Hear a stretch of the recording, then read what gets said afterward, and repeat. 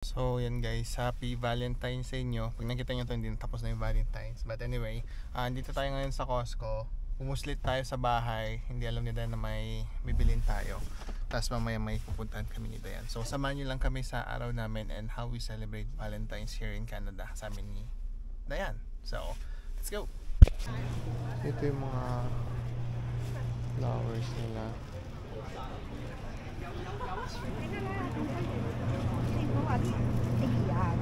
Yan yung binili natin. 12 piece. Tsaka Toblerone. Wala yung malaking Toblerone. Yung gusto ko sana bilhin yung malaking Toblerone. Pero hindi siya available. Yeah.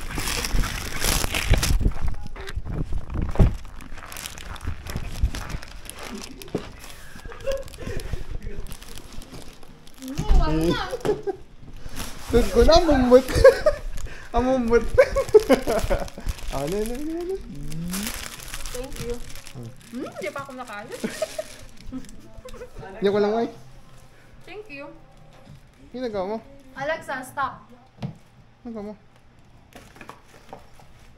Kaya na tayo? Hello everyone, welcome back sa ating vlog. Happy Valentine's Day. Happy Valentine's Day, babe. Happy Valentine's. Yan, magda-date lang kami ni Dayan. Tapos i-discuss na rin natin yung madaming nagtatanong kasi kung kamusta na daw yung PR namin. So di-discuss namin yung process, ano na bang stage, ano na bang status and whatever. And baka may mapulot kayong something na pwede nyo magamit sa PR pathway din ninyo. So dito na kami ni Dayan guys sa Red Lobster. And tagal na rin kasing binubulong ni Dayan na mag Red Lobster. Ako daw. So daw niya i-try. So ito yung menu nila. It's not too bad. Hindi ko kunin ka to. Yung Lobster Fest? Yeah, sure. Oh. Choose 2, choose 3. Dalawa or tatlo? Hindi, ito baby, gusto ko. So sa likod, ito? Yes, yeah. So may steak, Okay. may ganito. Sige. Ano pa? Kasi ayoko ng dalawang lobster. Isa lang. Ano pa gusto mo? Ito lang babe, tapos yun lang. Tapos Sige. drinks. So check ko yung sa akin. Parang sarap ng ano nila. Wala kami order na Uy, gato. babe, Baka oh, complimentary good lang. Alin? Good shit, guys. So yan na guys, dumating na. Saan na babe sa'yo? So yung kay Dayan, ito yung surf and turf, di ba? Yes. Steak na medium, Lobster. tapos lobster, tapos rice. Ito yung sa akin, salmon, lobster, tsaka shrimp. Uy. Unang kagat, babe. Unang kagat. Unang kagat. Sarap agad. Sarap. Sarap. Ay. Tingnan mo ano, tingnan mo to. Yung Ano? lobster, mamaya na. Kaya. Okay, let's eat. So ayan guys, tapos na kami kumain. Napasok ka ba, G? Oh yes, of course. Let's go. Kamusta? Sarap naman, no? Sarap! Napasok ako. Oo, ako din. Sobrang full ako. Lamig! Kumusta? Okay Fog. naman? Goods? Good. So yan, may pick upin lang kami dun sa Arbor. Tapos pag-usapan na natin yung tungkol sa PR. Okay? Bye! So yan, dito na tayo sa bahay. Tapos na tayo mag-date. Tapos namin mag-date. So, ikwento na namin sa inyo kung ano naging process ng PR namin. So, sa mga hindi pa nakakakilala sa amin or sa mga bago sa channel namin, no, we started our Canadian journey back in 2020, nung pandemic talaga. So, dumating kami dito ni Dayan as international student ako. Tapos siya naman open work permit. So, yun, 2020. And then, it took me 2 years to finish my studies with the help of my wife kasi siya talaga nag-finance nung tuition fee. Right? Yan kasi Hindi, nagtrabaho ko din naman dati ng 7 days a week. Pero ano, mainly kasi ang naging pathway namin is yung international student open work permit. Open work permit siya nag-work ng full-time, right? Pero ngayon medyo malabo na siya. Pero anyway, yun. After nun, nag-PGWP ako. And then fortunately, nakakuha ko ng job sa audit, which is yun nga yung current job ko right now sa MNP. And yun kasi is NOC, I think NOC 1 kami or NOC 0 na nga eh. But anyway, yun yung ginamit kong pinaka tier or job ko to apply for our permanent residency. So dito kasi sa Alberta before, meron yung AOS. So, yung AOS is Alberta Opportunity Stream. Meron pa rin naman ngayon, pero iba na yung rules, babe, di ba? Ang rules nun dati, 6 months sa work pag PGWP ka. So, ako PGWP, so 6 months na ako nag-work sa MNP before, eligible na ako to apply for PNP or sa PR ng PNP. Ngayon, during that time, ito yung kasagsagan ng yung CEC na matataas yung numbers, yung tawag dito. Ayun yung EE? Yes, Yun ba yung yun? EE. Yung express entry? Yes, Yung sinasabi mo? ang tataas ng ng cut-off to invite. Eh, nung unang dating namin dito ni Dayan, ang talagang target namin is express entry. Kasi nga, express entry, mabilis talaga ma-PR, diba? So, yun yung sinasabi ko kay Dayan dati, antayin ko mag 1 year ako kasi express entry, sobrang bilis niyan, parang 2 to 3 months lang PR ka na. Kumpara sa PNP dati talaga, which is talagang na-experience namin, ang tagal, 1 year, mahigit 1 year ang processing, no?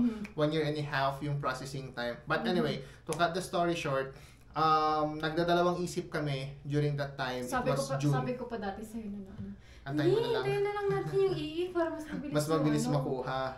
Tapos dumating yung Yeah. January. Yun na nga. So, yun yan. Nagdadalawang isip kami.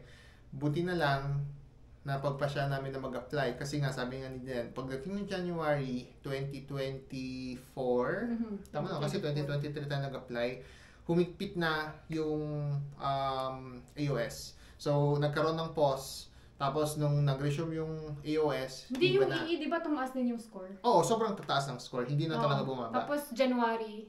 Yun yan, nawala yung AOS. Di ba sabi mo kasi dati, yung EE mo, yung EE score mo, ayan, tawag dun? Yung express points entry mo, yung profile magiging ko. points mo sa pagka 1 year mo. Pwede na tayo sa EE. Yes, 512 ata kami nun or 520. Pero nung dumating yung January, 540 biglang na yung mga tumaas EE. din, Yes. no? Ang taas ng cut-off ng EE. So, hindi talaga kami i-invite din nung January na yon sa EE. Tapos, yun din, nawala din yung AOS. Yung AOS din. Diba? Humigpit din. Nag-stop din yung AOS. Kaya nga, sabi ko, very fortunate kami na grinab namin agad yung opportunity ng AOS nung naging eligible kami. Kasi ang kasabayan ko before is yung kawork ko din sa MNP na Pilipino din. Siya yung pumilit talaga sa amin na mag-apply na. Kasi sabay kami mag-apply. So, kaya kami nag-apply kasi sabay kami nag-apply. So, if that makes sense. Parang ganun yung nangyari eh. Oo, kasi sinasabi ko pa sa'yo dati. Antayin natin. Antayin na natin yung EE para mas mabilis yung yung processing. Kasi alam 3 namin, months lang, di ba?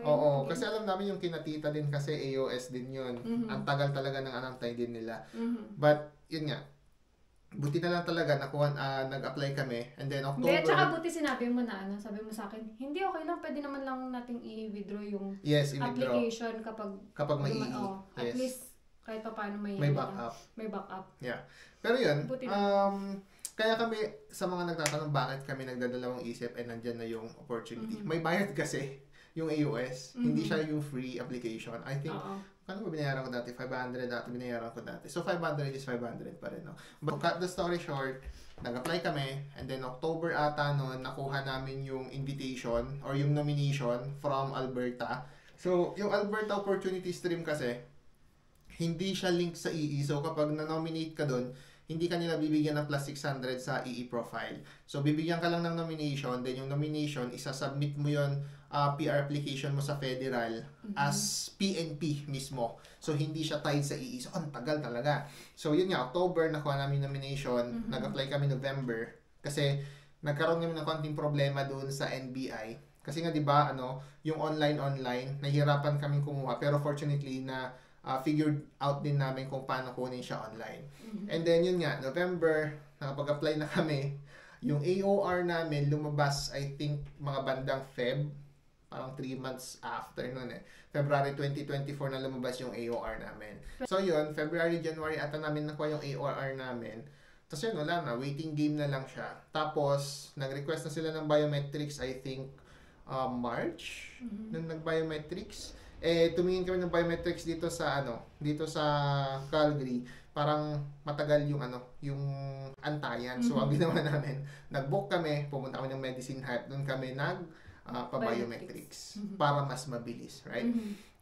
Tapos, ano pa bang sumunod na nangyari doon? Naka-receive na rin kami ng PAL, yung pre-arrival letter. Tapos nabasa ko sa Reddit na once na meron ng PAL, normal, ano na yun, parang technically, na-assess na nila yung eligibility mo and approve ka na. So, inaantay na lang nila yung ibang tests or ibang exams or ibang inspections na magagawa nila. So, that was around March. April, walang movement. May, walang movement. June, July, very silent. Yung kasama ko, nakakuha na ng PR niya. Kaya yung kasabayan ko, na PR na siya. I think June or July siya na PR. So, ako naman parang, buti pa siya na PR na siya. Hindi na namin alam kung mapipr na ba kami or hindi pa. Pero during that time na, doon na namin na-realize na buti na lang nag-apply na kami. Kasi during that time, ang higpit na ng PR dito sa Canada. Totoo yan. Sobrang higpit. So, yun. The story short again, November, wala pa rin. So, November kasi yung mark ng 1 year. Tapos, yung processing time lang supposed to be ng PR application through PNP is 1 year lang. 12 months, no? Yes. Tapos, biglang nagbago ulit. Naging 13 months. Naging 13 months. So, yun, tumatawag na kami sa IRCC, nag-humingi kami ng updates, ganyan. So, ang laging sagot sa amin on processing yung file, eligibility looks good na daw, tapos na daw yun. Tapos, sabi na lang, ang kulang na lang talaga is yung background check. So, criminality tsaka background checking, hindi ko alam kung napagbabaliktad ko yung terms na yun. But anyway, yun na lang yung kulang. Pinaka-last step na. Yes, last step na inaantay na lang talaga nilang matapos. Kasi hindi si IRCC pala yung gumagawa nun. Parang pinapasa nila sa ibang agency yun. Tapos yung agency naggagawa ng background check or whatever. Ganun yung pagkakaintindi ko based doon sa tawag. Tapos doon, syempre, alam niyo naman, di pa rin ako sure. Kumuha ako ng GCMS notes para ma-verify ko talaga kung approved na yung eligibility namin. So, November nakuha namin yung GCMS notes and na-confirm ko na okay, approve lahat except yung background check. So, kampante na kami na mapi-PR na kami kasi background check basically kung meron kang criminal records, ganyan, may hit yung pangalan mo and we know for ourselves na wala kaming records na ganon. So, okay na. Here comes December kasi nga 'di ba from 12 months naging 13 months. So, 13 months December tumawag ulit kami. Last year lang yun, December 2024. Tumawag kami to get an update. Sabi, ganun pa rin, same thing. Tapos, 5 minutes after ko tumawag, may email. May email. Yeah, may email from IRCC. Mas nag-uusap pa tayo na, naalala mo? Sa tawag. Yeah. Sabi namin, baka next year na yung Oo, kasi mag-holiday na, di ba? So, yun. May receive kaming email. Yun na yung approval, bale. So, nag-send na sila ng, I think that's the Portal 1 na, no? Portal 1. Yung Portal 1, yun yung maglalagay ka na ng information mo, address, confirmation, ganyan. Yun lang ba? Address, confirmation. Yun lang ata. Yun lang ata kasi yung Portal 2, yun yung ID. Yung picture. Hindi ko maalala. Basta yun. Alam mo naman, December. Basta December yun, before holiday, naalala namin na nagkaroon kami ng ganon. Tapos, sabi namin, ang tagal. Wala pa yung Portal 2 namin. Kasi normally daw, yung Portal 2 within 2 weeks or 1 week. Nung magto 2 weeks na, bigla ulit pumasok. Hindi, nag-uusap ulit tayo nun. Pero di ba sabi natin, baka next year na. Next year na. Kasi nga pa-holiday na yun, parang 21. Basta mag-holiday na siya. Kasi naantay talaga namin, sabi namin ni Den, sana mag-Portal 2 na. Para, alam mo yun, holiday, okay na. Na-plansya na lahat. Wala ka nang wala ka nang iisipin sa sa Christmas at sa New Year. Pero yun, biglaan lang din na coincidence actually pinag-usapan namin ng umaga after few hours dumating email. So email Portal 2 agad-agad nagpaano kami. Nagpa-book kami ng ID. So dun sa ID naman nabilisan na lang din yun, sinubmit namin agad. Kailangan namin 3 days ulit makukuha namin. Pero yun nga, hindi na namin na-expect kasi holiday na talaga nun. Kasi parang 22 na namin natapos lahat. So yun, holiday, ano pa ba? Dumating yung pinaka final na confirmation namin January. First week ng January namin nakuha. Yun. First week ng pagkatapos ng New Year. January 2. Yeah, January 2. So, nakuha na namin yung ISEO PR. Basically, ayun na, PR na. Tapos, meron na rin yung IDs namin. So, yun. Matagal na namin alam na makapi-PR na kami. Pero hindi lang namin siya sinishare sa vlog kasi, yun lang, ayaw lang namin munang ma-jinx. And gusto namin na tapos na, final na bago namin sure na sabihin talaga sa inyo. And ano naman actually, tawag dito, okay naman, yung naging journey namin ng PR. Medyo stressful na lang doon sa part na, alam mo yan, kung hindi kami nag-apply noon, kaya paano na? Right? Wala, uwi na tayo. Diba? 2026 mag-expire. Yeah, 2026 expiration ng PG namin. So basically, that's next year. Pero, yeah, that's all good. Thank you, Lord. Yeah, thank you, Lord talaga. Sakto din talaga yung timing din, right? Ng pagpunta namin dito, yung pagkakilala ko dun sa katrabaho ko, yung nagpilit sa amin na ano. Kasi nangungulit talaga yun eh. Sabi niya, Kuya, ano na, mag-apply na tayo. Ano yung mga documents na ipapasa mo? Kuya, ano na, gagawa ka ba ng SOP mo or LOE mo? Ganyan, LOI mo. So, yun. Salamat sa iyo. Alam mo, kilala mo sarili mo, sino ka. Thank you. Dahil na push mo kami na mag-apply ng AOS. So, yun. All goods naman na. Ang pinaproblema na lang namin ngayon din, syempre yung sa kapatid ko, under PG, tapos yung kapatid ni Dayan, under Lamia siya. And hopefully, sana gumanda-ganda rin yung policies. Pero, I doubt kasi, alam mo yun, ang bigat ng policy changes ngayon. Okay lang sana kung yung mga affected is yung mga papasok pa lang. Kaya diba? Lahat ang problema kasi, hindi lang yung papasok yung natatamaan eh. Pati yung mga andito na. Kaya nga, right? Andito na. Yun yung mga yun yung kawawa. Kawawa, syempre. Yes, nag-invest. Nuuksan nila lahat, tapos biglang tapos ganito, na wala. Yun yung mahirap, no? Wala eh. Wala tayong magawa eh. Minsan, ano din yan ng politics eh. Kasi syempre, di ba, mag-election. Yung kabilang party, anti-immigrant. So, napipilitan din itong isa na, alam mo yun, balansehin. Kasi, yun nga, sinisisi nga nila yung immigration levels din sa nangyayari dito sa Canada. Kaya yung mapagtaas ng bahay. No? Yeah. Hindi ko naman sila masisisi kasi talagang sobrang taas din ng immigration level for the past couple of years. So, yun lang. Sana lang talaga yung mga nandito medyo paboran na nila kasi andito na tayo eh. Kaya, right? Naka-establish na tayo dito. Sana mag-stricto na lang sila sa mga papasok. And, alam mo yan, mag-relax sila ng regulation sa mga nandito na sa Canada. And yung talagang, alam mo yan, madami kasi talaga yung deserving din eh. Na nandito sa Canada. Tapos, walang magawa din, kundi, may expire yung permits and everything. Tayo na lang nilang matapos yung ano. Yeah, yun nga, yung sinasabi namin, yung visa nila. Taga Edmonton na napapanood din namin. It's so sad kasi parang, alam mo, may countdown sila. Diba sa atin dati nung nasa Pilipinas pa kami, may countdown din kami. Pero yung countdown namin, alam mo yun, papunta ng Canada. Ngayon naman sila countdown pa uwi ng Pilipinas. That's so sad, but it is what it is. So, ang suggestion namin sa inyo, sana may mapulot kayong aral na kapag eligible na kayo for a certain program, wag na kayo mag-aksaya ng oras. Kasi immigration laws can change at any moment. Right? Kaya yun. Yan yung share namin sa inyo. Yung mga tina-target nyo dati, siguro mga backup plans nyo na lang yun. Parang yung sa amin, yung EE, backup plans na lang siguro yun. So, yun lang guys yung gusto namin i-share sa inyo for today's video na hopefully nasagot namin yung mga katanungan nyo kung kamusta na ba yung PR application namin, kung yung PR status namin, kumbaga. And yun guys, huwag na kayo masyado mag-worry kasi madaming nag-worry. Hindi ko alam kung nag-worry sila or huwag ka nang negative. hindi na natin talaga ng negative. But anyway, we already got our PR. Ito na, yung PR cards namin. Official na. Wala nang bawian yan. Hindi na lang siya ECO PR. Mismong card na. Talaga siya, physical card na siya. So yun, sa mga nandito, makukuha nyo rin yan. Tsaga-tsaga lang. Pag meron kayong mga questions, I suggest na bumisita kayo ng immigration consultant. Lalong-lalo na ngayon na daming changes. No? Hindi na rin ako actually nakakapag-research. Pero yan, pag may questions kayo, comment down below or ask an immigration consultant yung license para mag-guide nila kayo kung ano yung mga next steps ninyo. Kasi marami pa rin namang PR pathways ngayon eh. Right? Hindi naman nila sinaraasin yung PR pathways. Binawasan lang. Pinahirapan na pero hindi nila sinara. May mga avenues pa rin kayo.